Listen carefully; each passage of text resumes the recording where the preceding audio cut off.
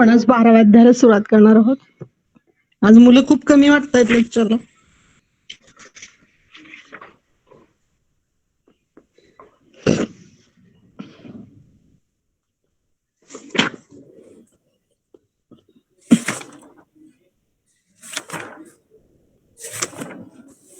बाराव्या अध्यायाचं नाव आहे दोषभेदीय अध्याय. नाव काय? दोषभेदीय. आपण मागच्या अध्यायात दोषांच्या साम्य आणि विषम अवस्थांचं वर्णन पाहिलं. म्हणजे प्राकृत आणि विकृत. प्राकृत कर्म, विकृत मध्ये क्षयवृद्धी कर्म.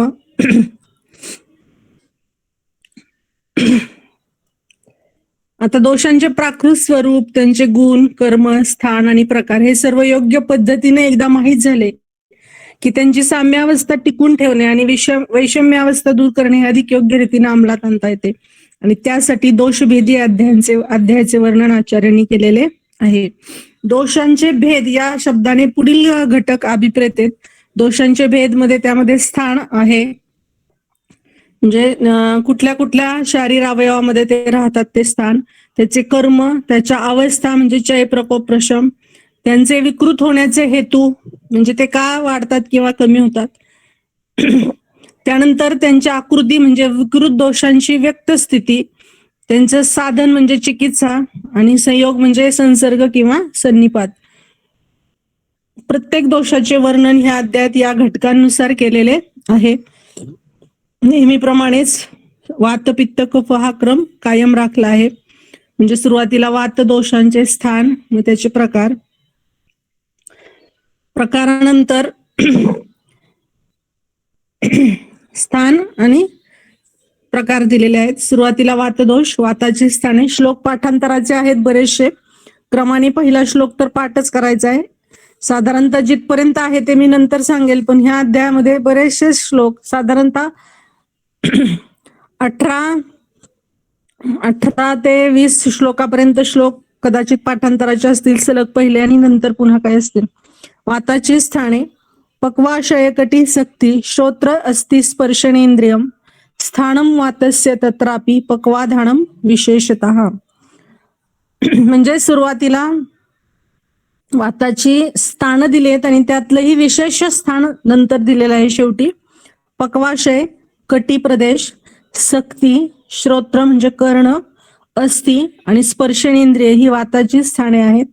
तत्रापि पक्वाधानम, आणि त्यापैकी यामध्येही पक्वाशय हे विशेष स्थान सांगितलेलं आहे.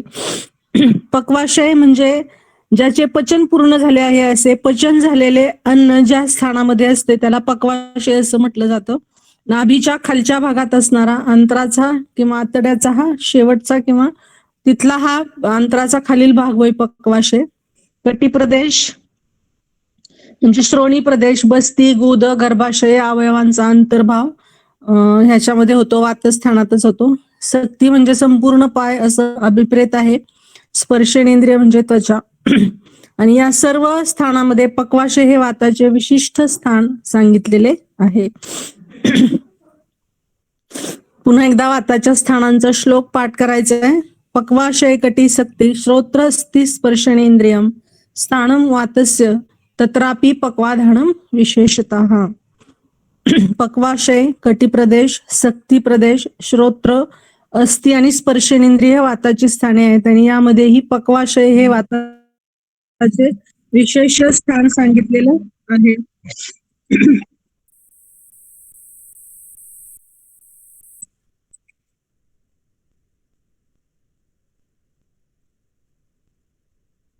सगळे जरा वरत कोण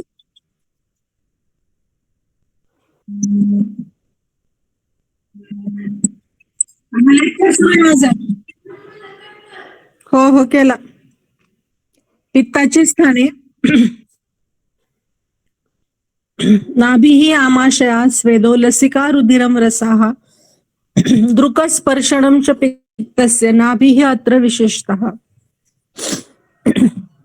नाभी प्रदेश, आमाशय, स्वेद, लसिका, रुधिर म्हणजे रक्तधातू, रस, दृक म्हणजे स्पर्श नेत्र चक्षुरेंद्रिय, आणि स्पर्श म्हणजे त्वचा ही पित्ताचे स्थान असून नाभी हे पित्ताचे विशेष स्थान सांगितलेलं आहे.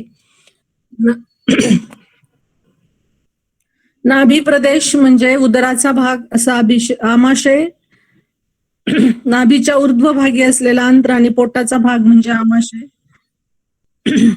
त्वचा या अवयवाच्या आश्रयाने पित्त राहते, प्राजक पित्त. आणि नाभी हे पित्ताचे प्रधान स्थान सांगितलेले आहे, नाभी प्रदेशाच्या आसपासचा भाग. कफाची स्थाने उराहा, कंठ, शिरक, क्लोम, पर्वाणी आमाशयोरसा, मेदोघ्राणम च जिह्वाच, कफस्य सुतराम उराहा. उरस्थान, कंठ प्रदेश, शिरप्रदेश, क्लोम, पर्व म्हणजे बोटांचे लहान संधी, आमाशय, रसधातू, मेदधातू, घ्राणेंद्रिय आणि जिव्हा ही कफाची स्थाने असून त्यापैकी उरस्थान हे कफाचे विशिष्ट स्थान सांगितलेलं आहे. स्तनापासून नाभीपर्यंत असलेला उदराचा भाग त्याला आमाशय म्हटलेला आहे, कारण आमाशय बघ पित्त आणि कफ अशी दोघांचेही स्थान सांगितलेले आहेत. तर आमाशयाचा ऊर्ध्व भाग हा कफाचे आणि अधोभागे पित्ताचे स्थान सांगितलेलं आहे. आणि उरप्रदेश म्हणजे फुफ्फुसे आणि हृदय जिथे आहेत तो भाग. यानंतर वाताचे 5 प्रकार सांगितलेले आहेत. ते 5 प्रकार सांगताना त्यांचं स्थान आणि त्यांचं कर्म थोडक्यात सांगितलेलं आहे. संचार, स्थान आणि कर्म असं सांगितलेलं आहे. तीनही दोषांची स्थानं ही व्यवस्थित पाठ करायची आहेत, विशेष स्थान सुद्धा पाठ करायचे आहेत. ओरलच्या दृष्टीने हा अध्याय महत्वाचा आहे. त्याचबरोबर फिजिओलॉजीलाही तुम्हाला ह्या अध्यायाचा भरपूर उपयोग होतो, कारण हे श्लोक पुन्हा फिजिओलॉजीत आहेतच. प्राणादी भेदात पंचात्मा वायू, प्राण इत्यादी भेदात म्हणजे वायूचे 5 प्रकार आहेत, प्राण इत्यादी. मग प्राण, अपान, व्यान, समान आणि उदान असे वायूचे 5 प्रकार आहेत. प्राण, अपान, व्यान, समान आणि उदान. प्राणवायू प्राणो अत्र मूर्धगाः, उराः कंठ चरो बुद्धी, हृदय इंद्रिय चित्तदृक्, श्रवणक्षवथु उद्गारा, निश्वास अन्न प्रवेशकृत. वाताच्या 5 प्रकारापैकी प्राण हा मूर्धा प्रदेशी म्हणजे शिर प्रदेशी स्थित आहे. त्याचबरोबर उरस्थान आणि कंठ हे त्याचे संचार स्थान सांगितलेले आहेत. उरक, कंठ, चरो संचार स्थान, शिर प्रदेश, उरस्थान आणि कंठ हे विशेषत्वाने संचरणाची स्थान आहेत. बुद्धी, हृदय, इंद्रिय आणि चित्त म्हणजे मन यांना धारण करण्याचे काम हा प्राणवायू करतो. लालास्राव, शिंकणे, उद्गार, निश्वसन आणि अन्नमुखापासून आमाशयापर्यंत नेणे या क्रिया करणाराही प्राणवायू आहे. प्राणवायू हा शरीरातील महत्वाच्या त्रिमर्मांपैकी हृदय आणि शिर या 2 मर्मांशी विशेषत्वानं संबंधित आहे. आणि तसेच श्वसनासारख्या जीवनसूचक क्रियेशी तो पूर्णतः निगडीत आहे. तसेच बुद्धी, चित्त, इंद्रिय अशा मनुष्याच्या व्यक्तिमत्वास आकार देणाऱ्या शारीरिक घटकांशीही तो संबंधित आहे. ज्ञान ग्रहण करणे, क्रिया करणे, निर्णय व्यक्त करणे अशा क्रियांद्वारे त्याचे व्यक्तीकरण होते. म्हणून प्राणवायू हा सगळ्यात महत्वाचा वायूचा प्रकार सांगितलेला आहे. पुन्हा एकदा श्लोक त्याचे संचारस्थान आणि कर्म. प्राणो अत्र मूर्धगाः, उरः कंठ चरो बुद्धी, हृदय इंद्रिय चित्तदृक्, श्रवणक्षवथु उद्गार, निश्वास अन्न प्रवेशकृत. शिरप्रदेशी स्थित आहे. उरस्थान आणि कंठस्थान त्याचे संचार स्थान आहेत. बुद्धी, हृदय, इंद्रिय आणि चित्त म्हणजे मन यांना धारण करण्याचे प्रमुख कार्य प्राणवायू करतो. तर श्रवण म्हणजे लालास्राव किंवा थुंकी, शिंकणं, उद्गार, निश्वसन आणि अन्न मुखापासून आमाशयापर्यंत नेणे या क्रिया करणारा प्राणवायू आहे. त्यानंतर उदानवायू. उरस्थानम उदानस्य नासा नाभी गलाश्चरेत, वाक प्रवृत्ती प्रयत्न ऊर्जा बलवर्ण स्मृती क्रिया. हा उरस्थान हे उदानवायूचे स्थान आहे, परंतु नासा प्रदेश, नाभी आणि गल हे उदानाचे संचारण स्थान आहेत. विशेषत्वानं या ठिकाणी तो संचार करतो. आणि उदान वायू हा पुढील क्रियांना कारणीभूत आहे. कुठल्या क्रिया आहेत ते बघूया. वाक प्रवृत्ती म्हणजे बोलण्याची क्रिया, प्रयत्न म्हणजे सगळे कर्म करण्याची क्रिया, ऊर्जा बल, वर्ण आणि स्मृती या सर्व क्रियांशी उदान वायू हा संबंधित आहे किंवा ह्या सर्व क्रियांना तो कारणीभूत आहे.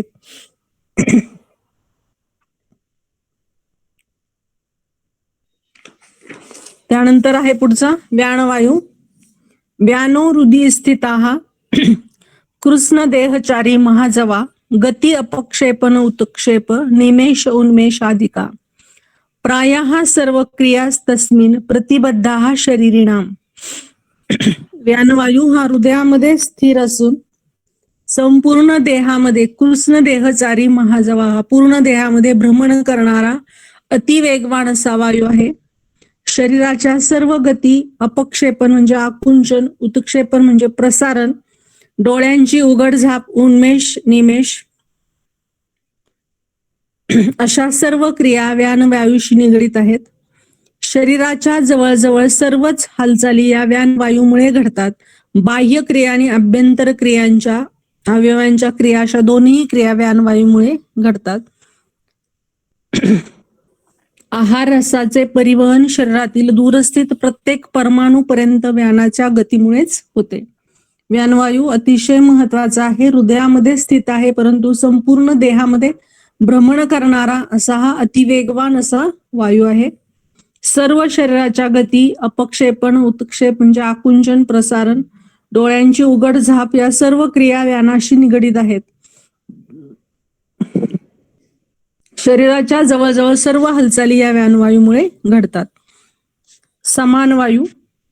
समानो अग्नी समीपस्थाः कोष्ठे चरती सर्वता अन्नम गृह्णन्ति पचती विवेचयति मुंचती. समानो अग्नी समीपस्थाः अग्नी समीप. समान वायू हा अग्नीच्या जवळ आहे, सानिध्यात आहे, जाठर अग्नीजवळ. संपूर्ण कोष्ठ हे त्याचे संचार स्थान आहे. कोष्ठे चरती सर्वता अन्नम गृह्णन्ति पचती विवेचयति मुंचती म्हणजे आहाराचे ग्रहण करणे, पचन करणे, परिवर्तन करणे, विवेचन म्हणजे विभाजन करणे आणि मुंचती म्हणजे शोषणासाठी पुढील अवयवात पाठवणे किंवा विवेचन केल्यानंतर सार भाग पोषणासाठी पाठवणे आणि किट्ट भाग म्हणजे मल वगैरे तो बाहेर पडण्यासाठी पाठवणे हे त्याचं प्रमुख कार्य सांगितलेलं आहे. समान वायू आहाराचे विवेचन करतो म्हणजे सार आणि किट्ट भाग यांचे विवेचन करतो आणि मुंचन करणे म्हणजे विशिष्ट ठिकाणी नेऊन सोडणे म्हणजे किट्ट भागाचे समान वायू पक्वाशयात मुंचन करतो आणि तिथून पुढे मूत्राशय, मूत्र आणि गुदापर्यंत मल असे विभाजन आणि मुंचन करतो म्हणजे बाहेर ढकलतो. त्यानंतर अपान वायू. अपानोपानगाः श्रोणी बस्ती मेढ्र उरु गोचराः शुक्र आर्तव शकृणमूत्र गर्भ निष्क्रमण क्रिया. अपान वायू हा अपान प्रदेशी म्हणजे पक्वाशयाच्या जवळ स्थित असून कटी प्रदेश, बस्ती प्रदेश, मेढ्र म्हणजे जननेंद्रिय आणि उरू या ठिकाणी त्याचे संचार स्थान आहे. आणि शुक्र काम काय करतो तो तर शुक्र आर्तव सर्व क्रियांना बाहेर काढण्याचं काम, विसर्जन बाहेर काढण्याचं काम करतो. मग शुक्र आर्तव शकृत म्हणजे पुरीश्मल, मूत्र, गर्भ ह्या सर्व विशिष्ट घटकांचे शरीराबाहेर निष्क्रमण करण्याचे कार्य हा अपान वायू करतो. तर अपान वायूची प्राकृत गती ही अधोदिशेला आहे आणि अधोभागी असणाऱ्या विविध मार्गामधून विशिष्ट घटकांचे शरीराबाहेर निष्क्रमण करण्याचे कार्य हा अपान वायू करतो. गुद मार्गाद्वारे मलविसर्जन, मूत्र मार्गाद्वारे मूत्र विसर्जन, योनी मार्गाद्वारे रजस्राव, योनी मार्गाद्वारे गर्भ निष्क्रमण आणि मेढ्राद्वारे शुक्र विसर्जन हे काम तो प्रामुख्यानं करतो. 5 वायूंचे प्रकार आपले झालेत. त्यांचे अवस्थिती स्थान म्हणजे मुख्य स्थान आणि संचार स्थान हे तुम्ही व्यवस्थित म्हणजे श्लोकच पाठ करायचे आणि त्याचं कर्म, महत्वाचे जे कर्म आहेत ते थोडक्यात इथं सांगितलेले आहे. अपानाची गती जर प्राकृत राहिली तर अन्य वायू आपल्या प्राकृत अवस्थेत राहून सर्व कार्य योग्य पद्धतीनं पार पाडतात. त्यानंतर पुढे आहे पित्तदोष. पित्ताचे प्रकार 5: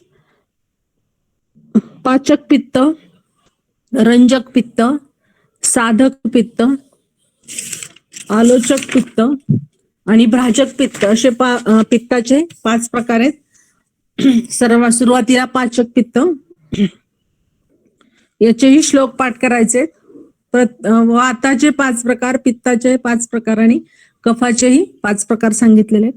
पित्तम पंचात्मकम तत्र पक्वम आशय मध्यगम पंचभूतात्मके तु अपि यत्तेजस गुणोदयात त्यक्त द्रवत्वम पाकादि कर्मणा अनल शब्दितम पचती अन्नम विभजते सार किट्टो पृथक तथा तत्रस्थम एव पित्तानाम शेषाणाम अपि अनुग्रहम करोति बलदानेन पाचकम नाम तत स्मृतम. पित्त हे 5 प्रकारचे आहे. त्यापैकी जे पित्त पांचभौतिक असून सुद्धा तेजाच्या म्हणजे उष्ण गुणाचा अत्यंत उद्रेक झाल्यामुळे आपला द्रव गुणधर्म सोडते. त्यक्त द्रवत्वम पाकादी, आपला द्रव गुणधर्म सोडते आणि आत्रेय संप्रदायाप्रमाणे ज्याला दोष धातू मल इत्यादीचा उष्मा असे म्हटले जाते, जे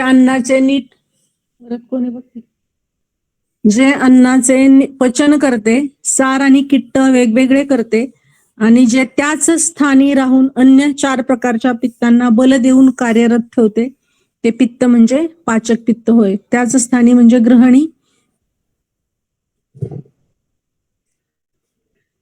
करोती बलदानेन आणि इतर पित्तांना बल देऊन कार्यरत ठेवते, ते पित्त म्हणजे पाचक पित्त होय. पाचक पित्त हे ग्रहणी स्थित असते. ग्रहणी हे अग्नीचे स्थान सांगितलेलं आहे. पाचक पित्त हे साक्षात अन्नपचनाचे म्हणजे अग्नीचे कार्य करते. त्यामुळे पाचक पित्त आणि अग्नी यांच्या कार्यात साम्य आहे. पित्ताचे बाकीचे जे 4 प्रकार आहेत ते अन्नपचनाचे कार्य करत नाहीत आणि म्हणून पित्ताचे हे 4 प्रकार आणि अग्नी यांच्यामध्ये भेद सांगितलेला आहे. रंजक, भ्राजक, साधक आणि आलोचक पित्त आहेत. या पित्तांमुळे अन्नपचन होत नसले तरी अन्य परिवर्तन किंवा पचनाच्या होतात. पुन्हा एकदा पाचक पित्ताचं सांगते. पित्तम पंचात्मकम तत्र पक्वम आश्रय मध्यगम पंचभूतात्मके तु अपि यत्तेजस गुणोदयात त्यक्त द्रवत्वम पाकादि कर्मणा अनल शब्दितम पचती अन्नम विभजते सार किट्टो पृथक तथा तत्रस्थम एव पित्तानाम शेषाणाम अपि अनुग्रहम करोति बलदानेन पाचकम नाम तत स्मृतम.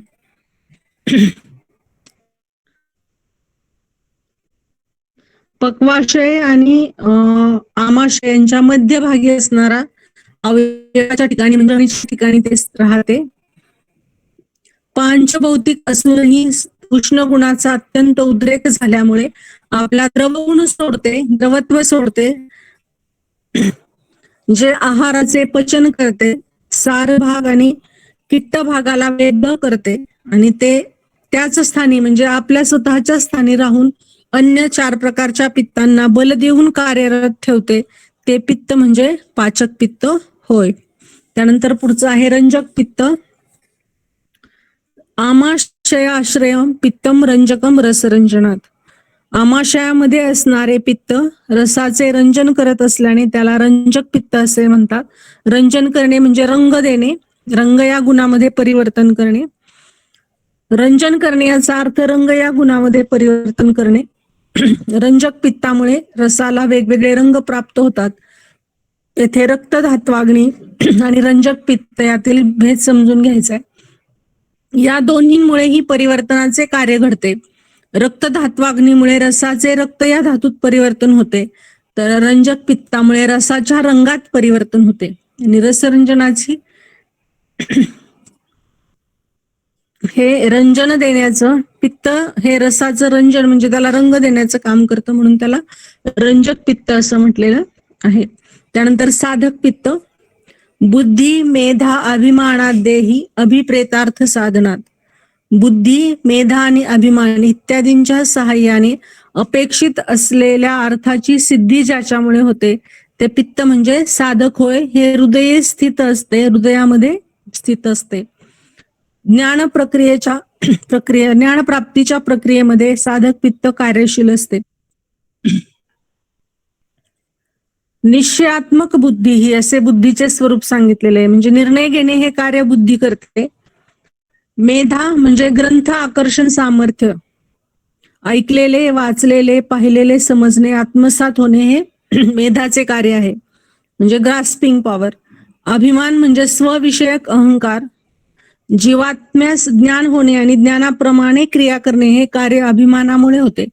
सर्व भौतिक ज्ञान प्रक्रियामध्ये स्व अस्तित्वाची जाणीव राहणे महत्वाचे असते आणि हे करणारा साधक पित्त आहे, जो हृदयामध्ये स्थित आहे. बुद्धी, मेधा आणि अभिमान इत्यादींच्या सहाय्याने अपेक्षित असलेल्या अर्थसिद्धी ज्याच्यामुळे होते अभिप्रेतार्थ साधनात, ते हृदय स्थित असलेले पित्त म्हणजे साधक पित्त होय. त्यानंतर आलोचक पित्त, रूपालोचनातः स्मृतम दृकस्थम आलोचकम. नेत्र दृष्टीच्या ठिकाणी असणारे पित्त रूप या इंद्रियार्थाचे ग्रहण करत असल्याने, आलोचना म्हणजे ग्रहण करत असल्याने त्याला आलोचक पित्त असे म्हणतात. आलोचना म्हणजे पाहणे होय. आलोचक पित्ताचे स्थान नेत्रामध्ये तारकांच्या मागच्या बाजूस आहे असं काही टीकाकार सांगतात. पण दृष्टीच्या ठिकाणी स्थित असणारे रूपालोचनात म्हणजे ग्रहण बघण्याचे इंद्रियार्थाचे, रूप या इंद्रियार्थाचे ग्रहण करतो, म्हणजे बघणे हे कार्य ज्याच्यामुळे होते ते आलोचक पित्त होय. नंतर शेवटचा पित्ताचा प्रकार भ्राजक पित्त. त्वकस्थम भ्राजकम भ्राजनात त्वचा, त्वचेच्या स्थानी असणारे पित्त त्वचेला वर्ण आणि तेज देत असल्याने त्याला भ्राजक पित्त असं म्हणतात. भ्राजक म्हणजे तेज व्यक्त करणारा असा त्याचा अर्थ आहे. बाह्य त्वचेला विशिष्ट वर्ण देऊन तेजस्वी करण्याचे कार्य हे पित्त करते. त्याचप्रमाणे त्वचेवर लावलेल्या वेगवेगळे लेप किंवा धारा, म्हणजे जर काही आपण धार धरली तर त्यांचे शोषण करून त्या औषधांचे कर्म त्याचा फायदा होण्यासही ते मदत करते. भ्राजक पित्त त्वचेच्या ठिकाणी राहते आणि त्वचेला वर्ण आणि तेज देत असते, ते त्याचे प्रमुख कार्य आहे. त्यानंतर कफदोषाचे 5 प्रकार सांगितलेले. अवलंबक कफ, क्लेदक कफ, बोधक कफ, तर्पक कफ आणि श्लेषक कफ असे कफाचे 5 प्रकार आहेत. हे प्रकार व्यवस्थित पाठ करायचे आहेत. फक्त वाताचे प्रकार व्यवस्थित पाठ होतात, नाहीतर मग कफाचे पित्ताला होतात आणि पित्ताचे कफाला. अवलंबक कफ उरस्तः सत्रिकस्य स्ववीर्यतः हृदयस्य अन्नवीर्यात् तस्य एवाम्बुकर्मणा कफधाम्नां च शेषाणं यत् करोति अवलंबम अतो अवलंबकः श्लेष्मा. उरस्थानी असलेला जो कफ स्वतःच्या वीर्याने त्रिक प्रदेशाने अन्नवीर्याने हृदयाचे अवलंबन करतो. अवलंबन करणे म्हणजे आधार देणे, स्वकार्य करण्यास सामर्थ्यशील बनवणे असं आहे. त्रिक म्हणजे अंश, उर आणि मना प्रदेश यांचे संधिस्थान, म्हणजे ज्या ठिकाणी अंश प्रदेश, उर प्रदेश आणि मन्या प्रदेश यांचं ज्या ठिकाणी जॉईंट होतो त्याला त्रिक प्रदेश असं म्हटलेलं आहे. पृष्ठाधार,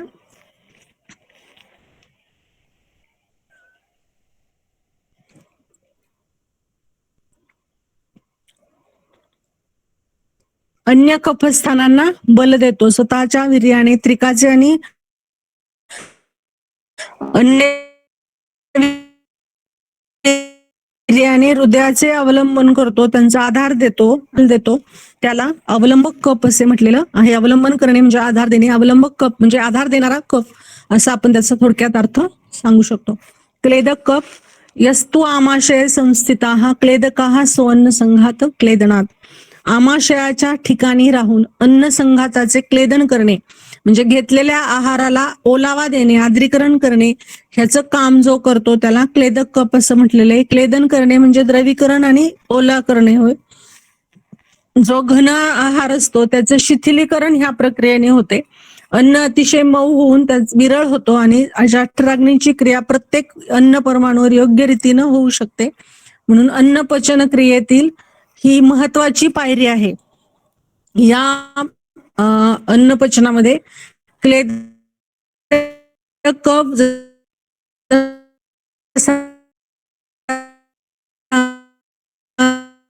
अन्न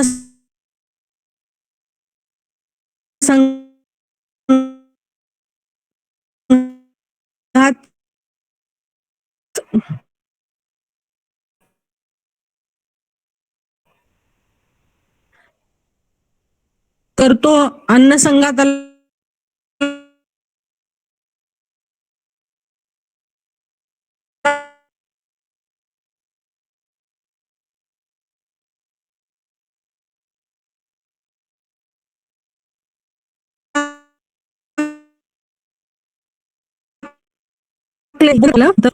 शिरसंस्तोक्ष तर्पणात तर्पकाहा.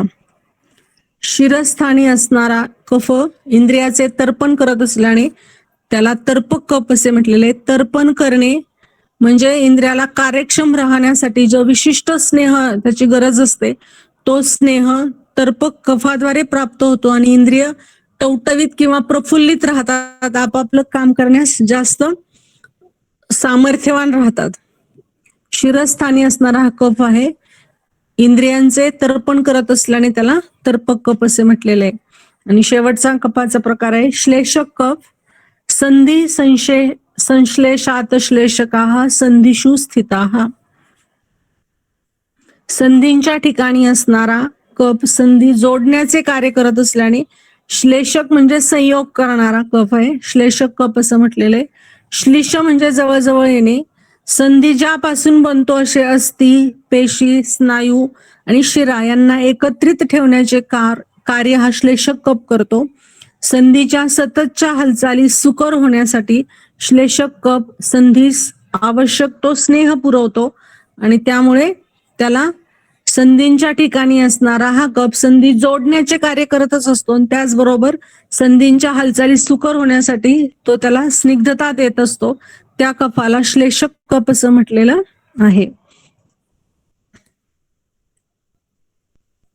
5 प्रकार आपण पाहिले. मग कफाचे अवलंबक कफ उरस्थानी आणि त्रिक प्रदेशी राहणारा.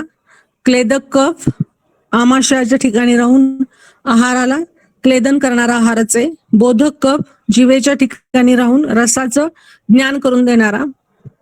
तर्पक कफ अक्ष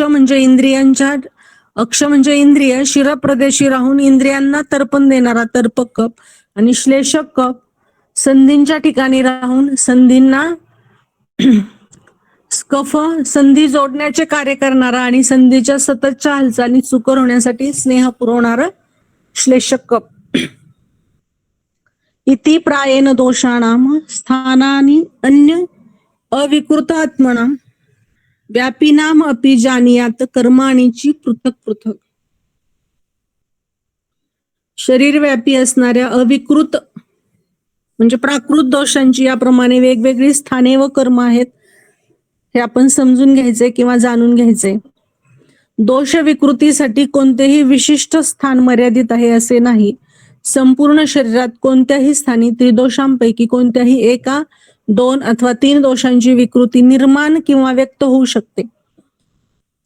ती विकृती आपण पाहिली माग क्षय आणि वृद्धी. विकृतीमध्ये क्षय म्हणजे कमी होणे, वृद्धी म्हणजे वाढणे. आणि वृद्धीचे पुन्हा 2 प्रकार आहेत, चय आणि प्रकोप. चय म्हणजे स्वतःच्या स्थानात साठा होणे आणि प्रकोप म्हणजे तो साठा वाढला की तो अतिप्रमाणात वाढला की दुसरीकडे बाहेर पडायला बघणे, त्याला प्रकोप म्हणायचे. तर मला असं वाटतं आज आपण इथे थांबूया लेक्चर. 17 आणि 18 श्लेषक कफाच्या श्लोकापर्यंतचे सगळे श्लोक पाठ करायचे व्यवस्थित, कारण अतिशय महत्वाचा आहे हा अध्याय. ओरलच्या दृष्टीनं, फिजिओलॉजीच्या दृष्टीनं आणि सगळ्याच दृष्टीनं कळण्यासाठी सुद्धा. मग आजच्या अध्यायामध्ये आपण 3ही दोषांची प्राकृत स्थाने पाहिली आणि विशेष स्थाने. त्यामध्ये स्थाने पाहिल्यानंतर विशेष स्थाने आणि त्याचे वाताचे 5 प्रकार, पित्ताचे 5 प्रकार आणि कफाचे 5 प्रकार पाहिले. वाताचे 5 प्रकार प्राण, उदान, व्यान, समान आणि अपान. पित्ताचे 5 प्रकार पाचक पित्त, रंजक पित्त, भ्राजक पित्त, साधक पित्त आणि आलोचक पित्त. आणि शेवटी पाहिले कफाचे 5 प्रकार अवलंबक कफ, क्लेदक कफ, बोधक कफ, तर्पक कफ आणि श्लेषक कफ. आजचं लेक्चर इथेच थांबू. आजच्या लेक्चरला मुलं खूप कमी आहेत. प्रेझेंटी पाठवा मायनी बॅच. Okay ma'am.